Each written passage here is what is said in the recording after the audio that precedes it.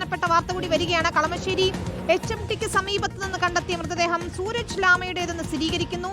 DNA പരിശോധനയിൽ ഇക്കാര്യം വ്യക്തമായതായി Kalamassery police ഹൈക്കോടതിയെ അറിയിച്ചു. നവംബർ 30-നാണ് മൃതദേഹം കണ്ടെത്തിയത്. സജോ ദേവസിയാണ് ചേരുന്നത്. സജോ, ഈ സൂരജ് ലാമയുടെ മകന്റെ പ്രതികരണമൊക്കെ നമ്മൾ ആ ഘട്ടത്തിൽ എടുത്തിരുന്നതാണ്. ഇപ്പോൾ DNA പരിശോധനാ ഫലം വരികയാണ്. സൂരജ് ലാമ എന്ന് തന്നെ സ്ഥിരീകരിക്കുന്നു.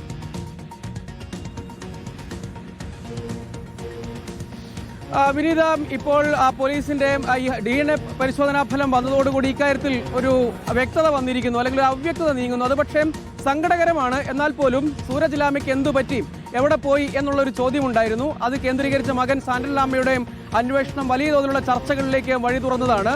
ഒടുവിൽ ആ ചോദ്യത്തിന് ഉത്തരം ലഭിച്ചിരിക്കുന്നതാണ് പ്രധാനപ്പെട്ട കാര്യം.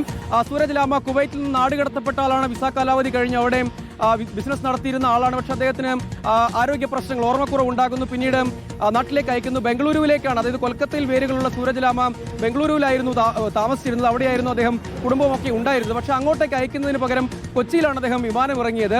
അതിനുശേഷം ഇതുവഴി അലഞ്ഞു നടക്കുന്ന സാഹചര്യം, അദ്ദേഹം ഓർമ്മ നഷ്ടപ്പെട്ട ആളാണ്.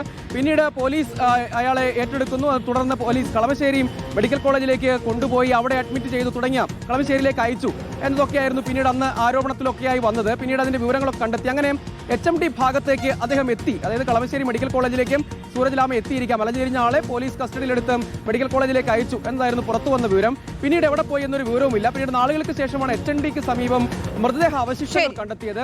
അതൊരു പക്ഷേ, അതായത് അവിടെയുള്ള CCTVയിൽ മെഡിക്കൽ കോളേജിൽ അടക്കം അതിന്റെ സാന്നിധ്യം കണ്ടതുകൊണ്ടാണ് പിന്നീട് സാൻഡൽ ലാമയെ മകനെ വിളിച്ചു വരുത്തി DNA പരിശോധനയിലേക്ക് പോയത്. ഇപ്പോഴാണ് ഈ പരിശോധനാ ഫലം കോടതിയിൽ വന്നിരിക്കുന്നത്. ഔദ്യോഗിക സ്ഥിരീകരണം അല്പസമയത്തിനകം കോടതിയിൽ നിന്നുണ്ടാകും. ഇക്കാര്യത്തിൽ കുടുംബം ഇപ്പോൾ സ്ഥിരീകരിക്കുന്നുണ്ട് അത് സൂരജ് ലാമ തന്നെ ആ ചോദ്യത്തിന് ഉത്തരമായിരിക്കുന്നു. ശരി, സൂരജ് ലാമ എന്ന് സ്ഥിരീകരിക്കുകയാണ്. സജോ ദേവസിയാണ് വിശദാംശങ്ങൾ നൽകി.